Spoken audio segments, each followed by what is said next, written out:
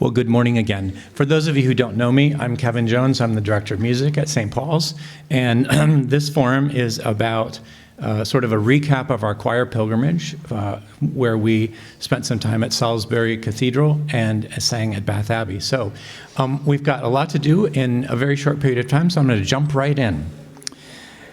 But before we begin this morning's presentation, I'd like to thank Reverend Patricia and her fine committee for inviting us to present a follow-up of the Senior Choir's 2025 Pilgrimage to Salisbury Cathedral. Our format today is in 3 parts.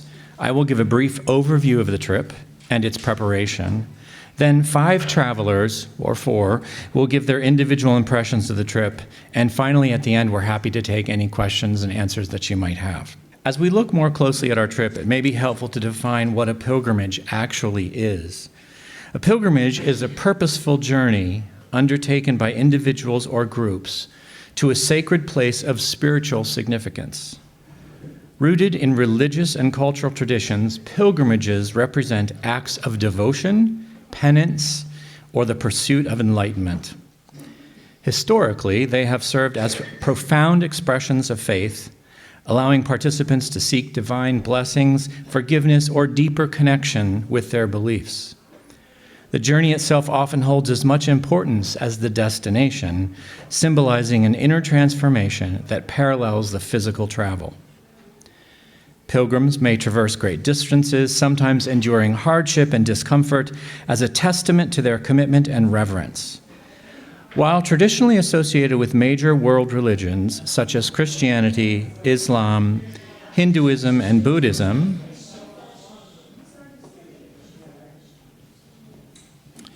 pilgrimages also possess secular and cultural dimensions in modern contexts, reflecting humanity's enduring quest for meaning and renewal.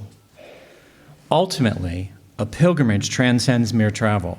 It is a sacred passage of both body and spirit towards spiritual fulfillment and self-discovery. We traveled in July of 2025, but in reality, planning for this trip began 3 years prior, when I spoke to our travel company in the UK Choir Tours, about starting the conversation and initial applications to Salisbury Cathedral. British cathedrals tend to fill their summer diaries 3 years in advance, so working ahead is all part of the game. After having sent audio files to audition for the cathedral, we were deemed acceptable, and we were booked into dates. I've heard some really bad choirs in the UK, so this is a game I'm willing to play on. So, yeah. And we were booked into dates in July 2025. From there, the tour company and I worked through a daily itinerary based on their expertise and my experience, having led 8 trips over these many years. We thought about locations for day excursions, as well as types of hotels we would want, and the schedule for the entire residency. The administrative part of a trip like this is formidable. Luckily, I'm handy with spreadsheets. The choir, too, did its own preparation, perfecting their chanting of psalms, learning sets of evening canticles, and the stop-and-go nature of a set of praise and responses. We sang monthly evensong for nearly 3 years so that we could learn the liturgy and make it feel comfortable to us. Even with all this musical preparation, we still gathered for a week prior to departure to fine-tune our music even more that we would be sharing with our British friends and colleagues. If you are tempted to think that it all sounds like a wonderful holiday, well, it is in some ways. It's also a lot of concentrated work that requires mental and physical stamina. For example, here's a normal day in the life of a chorister on pilgrimage. Wake at 7 a.m., breakfast at 7:30 a.m., day excursion departure, meet the coach at 9 a.m., see our sights, we have lunch at the venue, return via coach generally by 2:30 or 3 o'clock in the afternoon, 3:30 warm-up in the song school, which is what they call a choir room. I think it's a much nicer term, don't you? 4 o'clock, move to rehearse in the choir stalls. 5 o'clock, vacate the choir stalls. 5:30, evensong begins. 6:15, evensong ends. Dinner plans and bed. In addition to singing 6 evensongs, we also sang 4 services of choral Eucharist. We made group visits to Windsor and Windsor Castle. Notice Queen Victoria is presiding, as she always did and still does.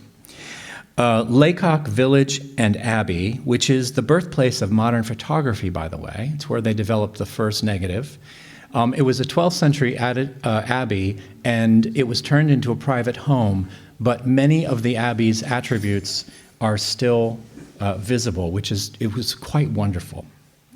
Winchester and Winchester Cathedral, England's longest nave, and of course, the burial place of Jane Austen. Portsmouth Dockyards, where we got to see a reclaimed Mary Rose, which was the pride of King Henry VIII's Tudor fleet.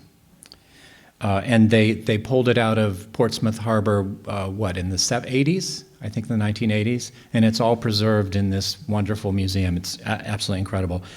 And you get to see the HMS Victory. We'll hear more about that in a few minutes. And we also spent a full day in Oxford. So choirs get what they call as a mute day, 1 day a week where services are said and we don't have to sing. So on those days, we tend to go a little bit further afield, and Oxford, of course, is an amazing, amazing place to spend a day. Many travelers also made their own excursions as time permitted. Stonehenge, Old Sarum, and other nearby venues of note. For those of you who don't know, Salisbury and Sarum are essentially the same word. The original cathedral was built up on a hill and then sort of actually demolished. And they moved it down into the marshland where it commands a great view, as you've seen. So Old Sarum is quite interesting. Many of you who are liturgical aficionados will know the term Sarum rite. Salisbury developed most of our modern liturgies that we still use in the Book of Common Prayer. And so they're kind of looked at as the center of liturgical life of the Anglican Communion, which is kind of lovely. Along the way, we met some fascinating people and learned what a modern-day cathedral is all about. It's a busy, working, sacred space that sees hundreds of visitors each and every day. We got to know the excellent staff of vergers at Salisbury, many of their clergy, and even some of the locals who came for evensong almost every day.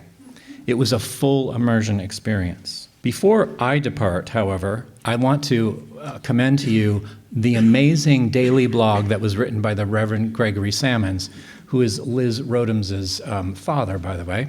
And there's a link if you want to write it down or if you want to email me. It's on the website so you can find it. But all of the daily blog posts, including pictures and his reflections about everything we did during the trip, is there. And it is a marvelous spiritual journey in and of itself. So I highly commend it to you. We were incredibly blessed to have him write this because I hate doing those things. But there are people who are really, really good at it, and I'm really glad he was along. Anyway, but enough of me talking about our trip. Why don't we hear what some of our travelers gathered from their experiences and gain their perspective on what this pilgrimage really was about. So we're going to hear from Nell Davidson, soprano, lay weeder, medical doctor, and doer of good deeds. We're also going to hear from Joel Kincannon, who is a long-term member of the senior choir, and we're going to hear from Molly and David Urban. So Nell, perhaps you could get us started on your reflections.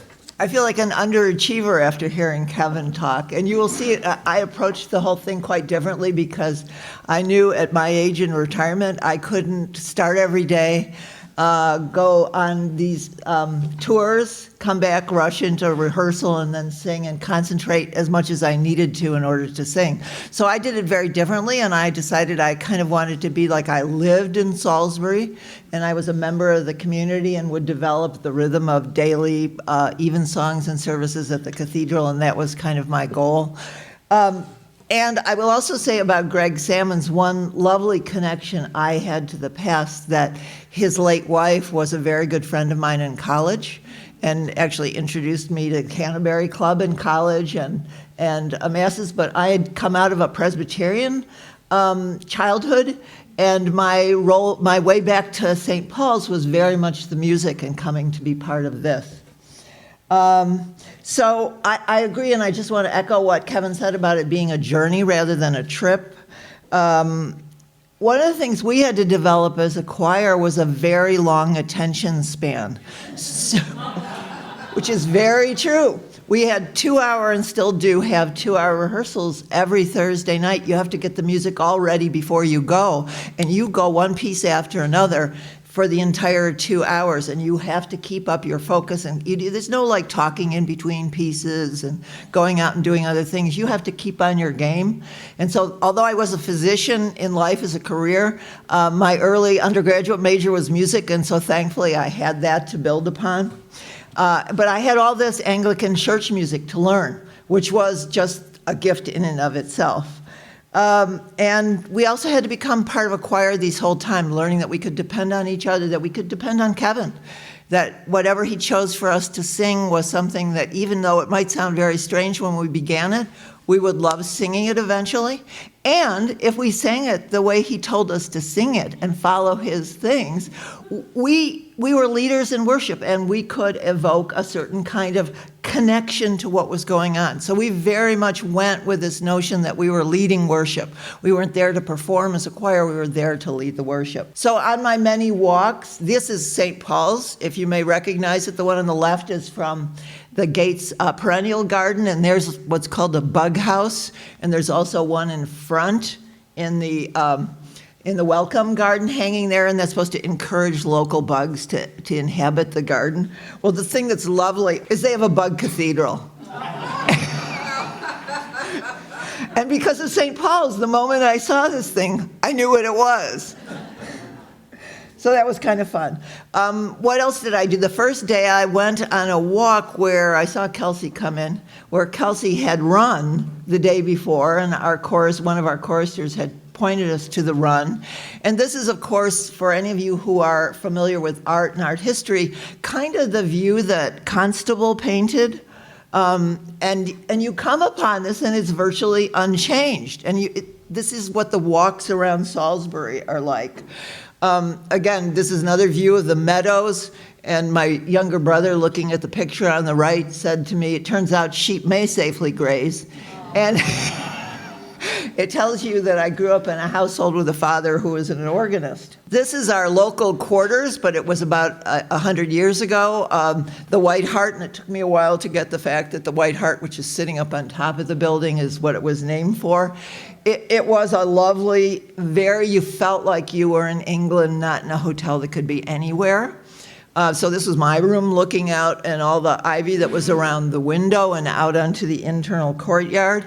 Being a lay weeder and having Susan Blackwell help me with planting the pots around here, I was very interested to see how the Brits did their gardens and their pots. So this is the courtyard of the hotel. And then this was another walk. If you walk, so the cathedral is surrounded by a great wall around the whole grounds, and you have the area that's called the Cathedral Close, and then there are various gates that you can go out. So the whole area is closed at midnight and then opens at 6 a.m. So you actually have this whole lovely, lovely property that is very peaceful and lovely to walk through. And one of the gates takes you out to the old mill. And again, this is the amazing view that you get on this walk. And what you see when you're there is all these people that live there are constantly walking very long distances to come into town for market day. It's the culture of the places that's where you live, and you walk to everything, which is kind of an amazing thing. So from lots of music, okay, so the first night we did Evensong, Monday night in Salisbury. And frankly, after Salisbury, I could remember nothing of Bath. The amount of concentration and focus you needed to keep up with Evensong is enormous, even when you've spent all of what Kevin told you we did beforehand.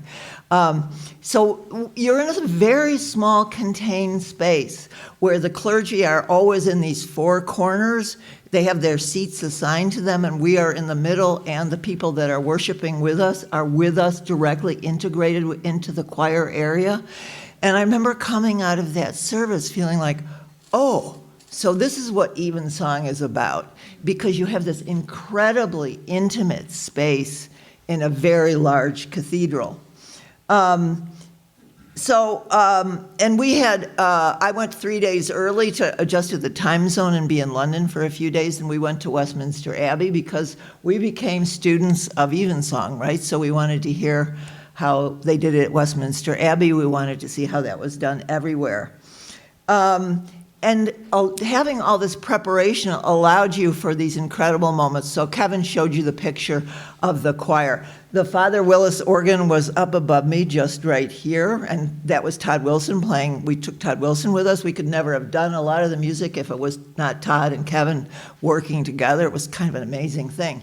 But when you had these spectacular moments of kind of drama that occurred during the service, and then sometimes a response out of the Father Willis organ. One day when we always recessed out in a particular way at the end of the service, as we do here, and went to the spot where we stand, and then the clergy follows us, and then we go through a little prayer and response there with them. And on one day, after one of these moments had occurred, the clergy member was so thankful, went up and hugged Kevin, said how wonderful the music was, and then skipped out to take off her garb. So we knew that had been a good day for us. And it was a wonderful response. So developing a sense of belonging, mostly I think for me, if I look at, you really get this sense of history, both for evensong, well, the cathedral, dating to the 13th century. You look at this thing and you think, what are we doing in the United States? Nobody's building a thing like this now. This is an amazing accomplishment. We seem to be tearing things down. So the 13th century of the cathedral, evensong from the 16th century. Many of us, walked to the little church of George Herbert, who is known for being a poet as well as a cleric, in a little church that's in Bemerton. And the John Constable paintings from the 19th century, you really get this sense of continuity with the past, with you from the blogs. We were very much connected to you. We're very much connected to the history of evensong and the whole Anglican Church. And that gives you a whole different sense of belonging and continuity with the past and the present. So that was what it was like for me. Thank you. Good morning, St. Paul's. Rebecca was hoping to join me, but it didn't work out today with her work schedule. So for those of you who may not know me, my name is Joel Kincannon, and I've sung as a section leader in the adult choir since 2017. My wife and I actually first met at a Thursday night choir rehearsal right up there in 2019, and Rebecca and I were married in the sanctuary in 2022 and had our reception up in Tucker Hall. I've made countless memories and friendships at St. Paul's over the last 8 years, and this has always been a welcoming, caring community for me, Rebecca, and her late mother, Stephanie. I grew up in a small Lutheran church in Oberlin that really didn't have a music program, so my first exposure to sacred choral music was in high school and college choirs. After graduation, I moved to Chicago and began singing at St. James the Less Episcopal Church, where I discovered how rich that tradition of Anglican church music really was. Coupled with the inclusive values held by the Episcopal Church, I felt like I was in the right place. Still, I never imagined I'd have the opportunity one day to be part of a resident choir at an historic English cathedral. You might find many far better photos of Salisbury Cathedral out there, but this first picture was taken from our coach on Monday morning as we made our way into town. There's something about traveling to a new place that makes you a kid again, and seeing the bell tower from the distance reminded me of the first time I laid eyes on Terminal Tower as a young boy taking the Rapid downtown with my family. Our first full day in the town of Bath was a good example of our daily experience, a mix of rehearsal, historical, and cultural enrichment, which on this day was a guided tour given by one of the Mayor of Bath's honorary guides, a walking tour, followed by worship at evensong, and finishing with food, drink, and revelry with our travel mates. In these next few pictures, I'm focusing on the food, drink, and revelry part. So Molly Urban joined us for dinner at a wonderful Italian restaurant, and she told us so many great stories from her college days. She also took this picture of us, which is now on her refrigerator. It made the cut. Yeah. So David's flight came in that evening. The four of us, along with Brett and Kelsey, headed over to a nearby pub for a pint and hopefully to play some darts. Their only dartboard was already in use by these two local gents on the left, but we managed to convince them to let us in on the next game. And then you see Molly in action. That's a great picture because you can actually, I think, see the dart in flight.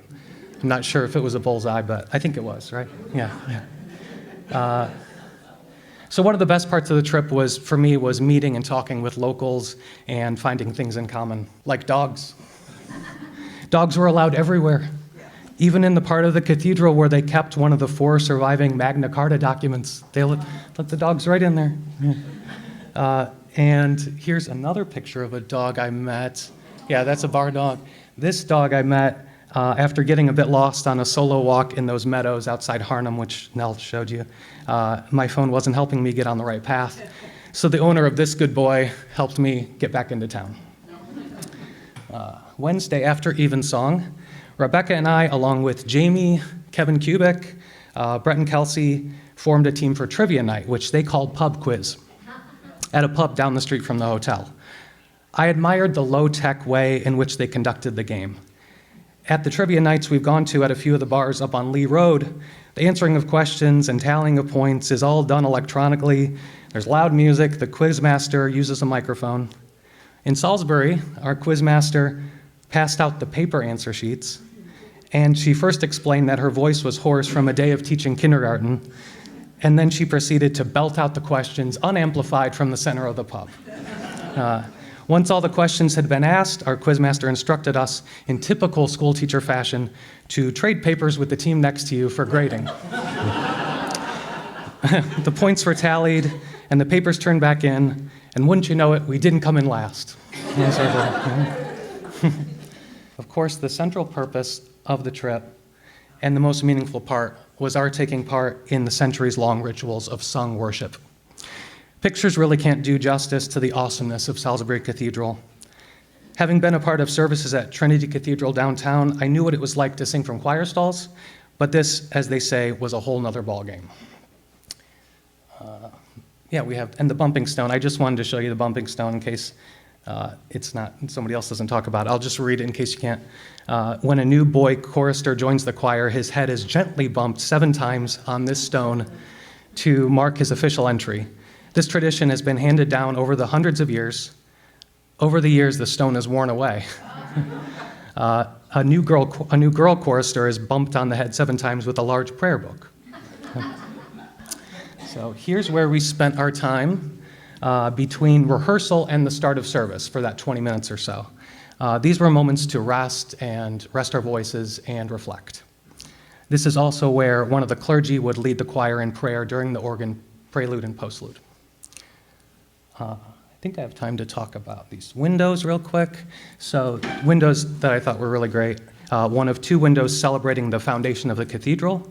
This one depicts the foundation ceremony where the Earl and Countess of Salisbury were standing alongside the priests. The scene is watched by a crowd which, according to an eyewitness, shouted and wept for joy. The windows were actually made in 1989, and if you look closely, you can see Gingy the cat, who was owned by those 1980s artisans, making a cameo in this historical depiction. So Brett and I both brought pineapple-themed shirts. Oh, you can't, it's zoomed in a bit, but we're both wearing pineapple shirts. So we wore them on the same day. It was just one of those things. Some of us decided it was worth the expense to send postcards, and here is Kari doing just that.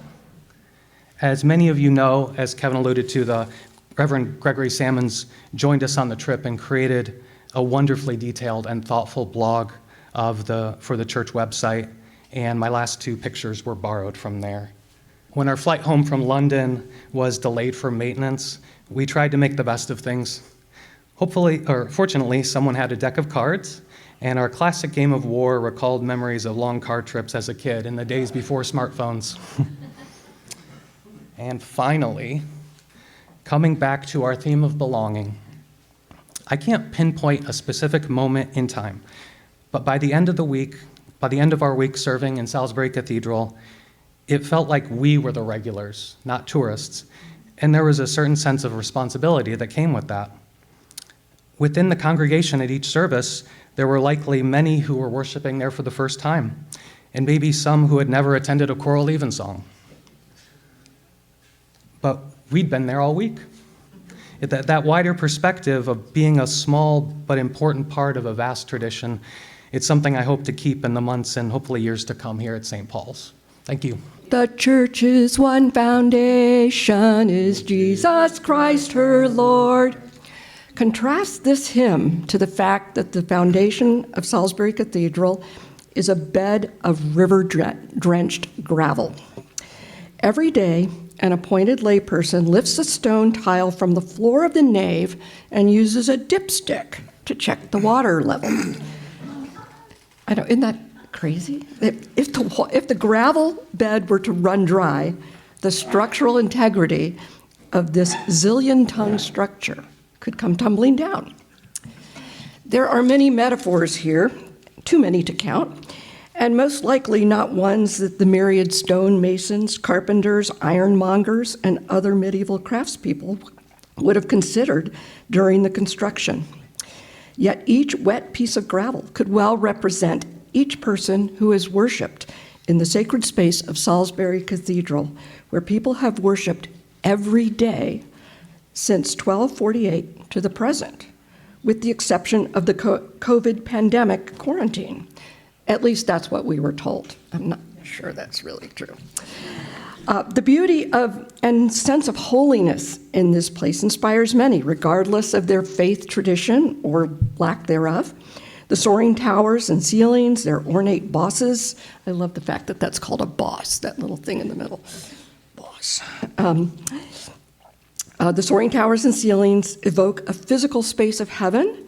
The glass windows bathe the space in light and color, providing a baptism of sunshine in addition to fire and water. We've been asked to relate our experience to that of belonging as an essential part of the liturgy that predates the establishment of the Church of England. The choir's task is to be a link between clergy and congregation, leading the worship. In a traditional service, the choir stalls are between the nave and the altar. During our residency, members of the congregation were seated in the actual choir lofts next to us. David was right behind me half the time, emphasizing that the choir belongs in the service as worshipers in our own right, instruments of the praise and prayers that are the structure of the service. The enthusiastic thanks we receive from the cathedral staff, both clergy and lay, affirm that we are more than musicians and performers, but an integral part of worship. Perhaps we should invite the congregation to sit behind the screen here at St. Paul's sometimes. Other highlights included paying homage to the 17th century metaphysical poet and priest George Herbert, which I'm now referred to. Love bade me welcome, come my way, my truth, my life. Let all the world in every corner sing. And at the tomb of Jane Austen in Winchester Cathedral. There were many other ways that the sense of belonging was felt. Shared experiences with others, visiting historic places, throwing darts with Joel and Kelsey, quaffing a pint in a pub, lighting prayer candles for loved ones, and immersing ourselves in the fabric of our church traditions through participation in daily worship. And a final reflection. My father, who will turn 98 in 10 days, was a choir boy at the Cathedral of St. John the Divine in New York City in the 1930s. And my siblings and I were choristers at the Cathedral of St. Philip in Atlanta. Belonging to a choir is part of my spiritual life, as well as part of the discipline meted out by my parents. The liturgy became even more integrated into my spiritual identity as an Episcopalian, rooted in the three-legged stool of faith, tradition, and reason. The church and this choir is a place where I belong. Although I'm not a member of the choir, I was eager to join the trip, in part because I'm a huge fan of Patrick O'Brien's novels based on the naval battles in the Napoleonic Wars. And the chance to see Nelson's flagship, HMS Victory, was especially appealing. And this is the spot where Nelson fell. But more importantly, the opportunity to enter in the daily rhythm of the cathedral and join each day for evensong was a wonderful experience. I've got to wear a sailor's hat, sorry. Wonderful experience that connected me more deeply to the church. Sitting in the choir stall so close to the clergy and the choir made it a very intimate experience, despite the vast grandeur of the cathedral. And also, the book rack in the stall contained prayer books dating back to Queen Victoria, providing a tangible link to the past. And so, you can see this is modified. They had to modify it with various steps of the succession. This is the one where Our Lady Queen Victoria.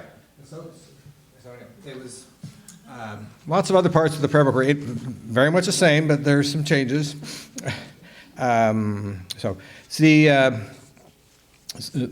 this provided this very tangible link to the past.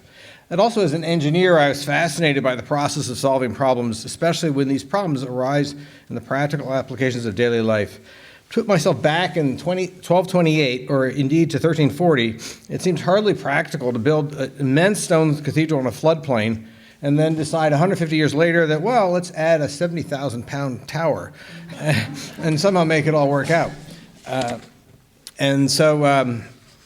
The complexities of building an English Gothic architectural masterpiece without the structural knowledge and mechanical engineering and technologies that are taken for granted today are a problem that 13th century engineers, if we can call them that, conquered. I had the opportunity during choir practice to take an extensive tower tour. And so this is one of the galleries over they enclosed what would be the flying buttress area and made side galleries. And this is so much lower ceiling over that to the side of the nave. And it's hard to see, but these are ancient timbers dating back to the 1300s. And you can't get timbers of that size. And but the recounting of the changes they had to make over the years, they actually redesigned the whole structure of this roof. And Christopher Wren came and helped and advised at one point. So they had a lot of major people. Taking a census tour at about 4 times the height of and 7 times older than our tower. It was a real treat to be able to visit it and listen to the enthusiastic recounting of the tower history and to marvel of the technical expertise of the many builders and craftsmen who were pioneers in mechanical and structural engineering. When they added the tower, there's a huge lot more force. This is medieval ironwork, so 30-foot hand-wrought bars that they had to install and adjust to and tighten without screws to get it all to keep the whole thing from tumbling down. I can see my engineering work as being belonging to an ever-growing lineage of problem solvers, creating things beautiful and practical. And this is the inside of the very pointy part of the tower. So, and now, if they could only put a wreath up there. First of all, thanks to our presenters. Each of you brought an incredible perspective. It was really, really terrific. It's wonderful. The trip was rich in so many ways, and most of them between fellow humans, which is really amazing. We have, some of us have duties at 11:15. However, we have time to take some questions, and I would just invite the panel to come on back up and just address your question if you have any, or comments to the various people. Let's just, let's stand right in the middle here. Let's see. Oh, this will be bad. Stop. Good. Okay. So, Pete, I think I saw your hand up. I learned things. I read it every day before breakfast because he put it into context of things that I didn't know or reactions to things. It was very fascinating to us. Hey, Jason, I think I saw your hand. Maybe a few words about Bath and Winchester as well. I've heard a lot about Salisbury, but other stops that you've made along that? I had to really make sure I was a middle school writing teacher, so I know exactly how many words I can put into a short presentation. But Winchester was just such a totally different experience. First of all, if you look at the outside, it's a cathedral, but it's got like a short little stumpy tower, and but its appearance belies its historic importance. A community of monks lived there, and we took a crypt tour. How many of you took the crypt tour? So you can't do that in Salisbury because it's water. you can't do that. But in the crypt there was like a little well, and underneath the tower, and that well was there so that if in the refectory, all the daily life took place underground, and if the cathedral was ever attacked, the monks could go down there and they had a source of water. And I didn't put it in here, but it's one of the eeriest things. I keep trying to get a picture of the well, this little well, and the light was coming through this little tiny window. In all of my pictures, the light turned out blue, which it's like, it was just really, really creepy. The other thing about Winchester, besides Jane Austen and Pride and Prejudice, of course, as a writing teacher, is my favorite author of all time, was the fact that, now I've totally lost my train of thought. But it was just a beautiful place. Oh, I know what it was. It's a shrine to Saint Swithin, and so there's a little. It had just a totally different feeling than Salisbury, and there was like this little row of paintings of saints, little icons, and then like a little hole in the ground, and that was where the people on pilgrimage, the monks on pilgrimage, would go down to see the relics of Saint Swithin, and the hole was very small because they had to approach on their bellies as a sign of reverence, and that just totally changed my whole idea of pilgrimage, like to totally, put yourself down, to have this physical approach to something you felt was holy. So it was just a spectacular place. And there was an exhibit there of ancient manuscripts and things, and that was also, a link to that history of the written Gospels and the words. So it was a really special place.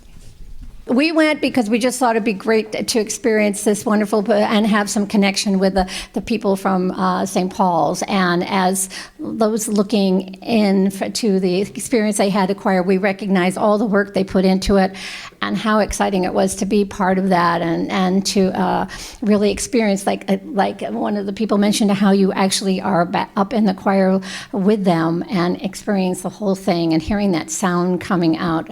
And then getting to do some downtime with some of the choir members too was great experience. So even though we were not singing, we really felt that we were part of the group, and that's a nice way to have connection to other members of St. Paul's. Anecdotes that you picked up and how it affects your worship. Well, I'd simply say, doing a whole week's worth plus what we did at the Abbey, so it's about 10 days worth of services, which is different services. So not evensong every day, every time there was a feast day. We did a Eucharist instead of an evensong. So we brought a notebook that thick with the music and had to keep adjusting to whatever the current day is. So you really suddenly realized the pace you had to keep up with and the security you had to have with knowing what was going on next. And then there was the further step of sometimes the priest would forget a line or forget a section, and all of a sudden Todd would have to go, everyone has to be on their toes. So your connection to what's going on in worship is much more integral, and we kind of got to know the people that were working with us and look forward to hearing them either reading or singing or presenting. So I think for me that was mainly the connection. Molly told you she grew up as what you are, a chorister, a youth chorister. And I think that gives you a much more grounding to the whole thing than somebody like me who comes to it as an adult. But that's what I would say. And, you don't get long sermons in the evensong. It's a short service, which I was like,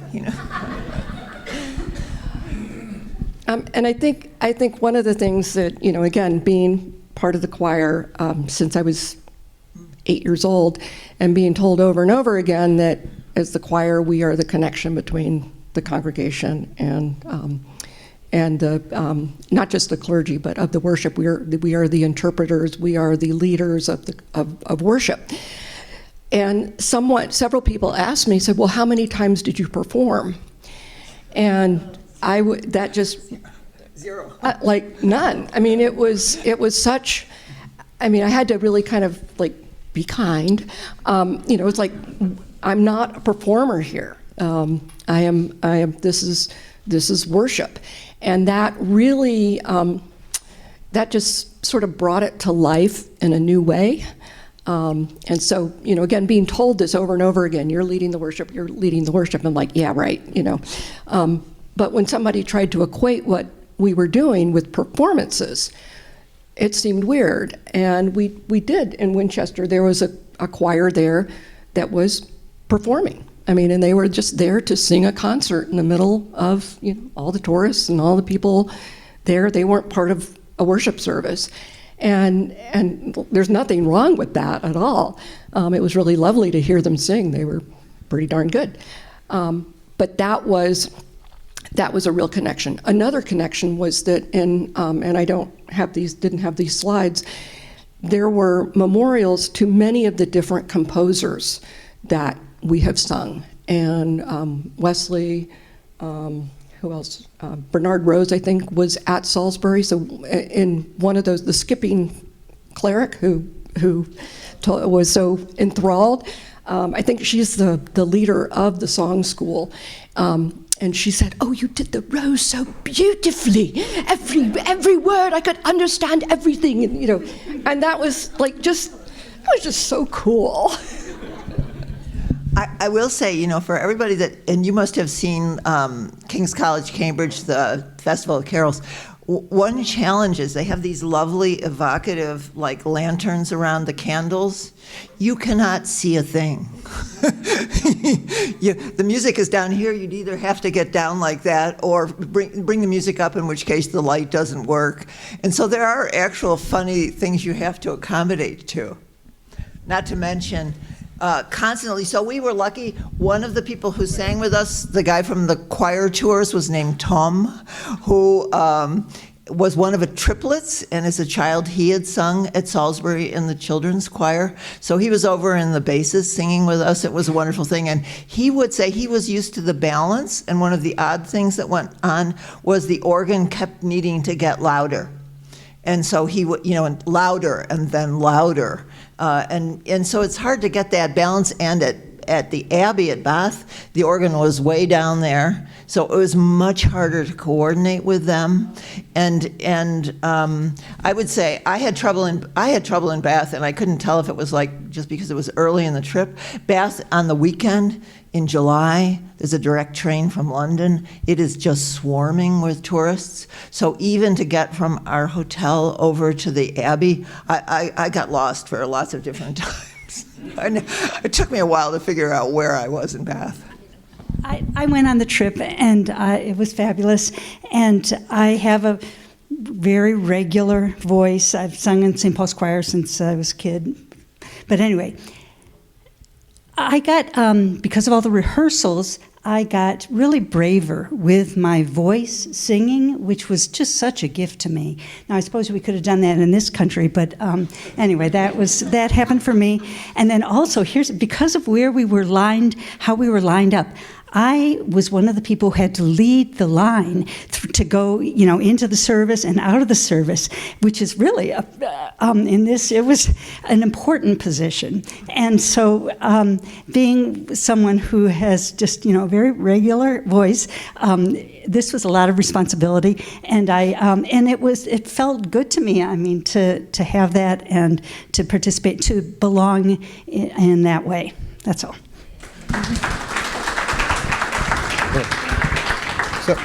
So thank you, everybody. And now it's, oh. was built in 38 years. Not the spire and not the tower. Yeah.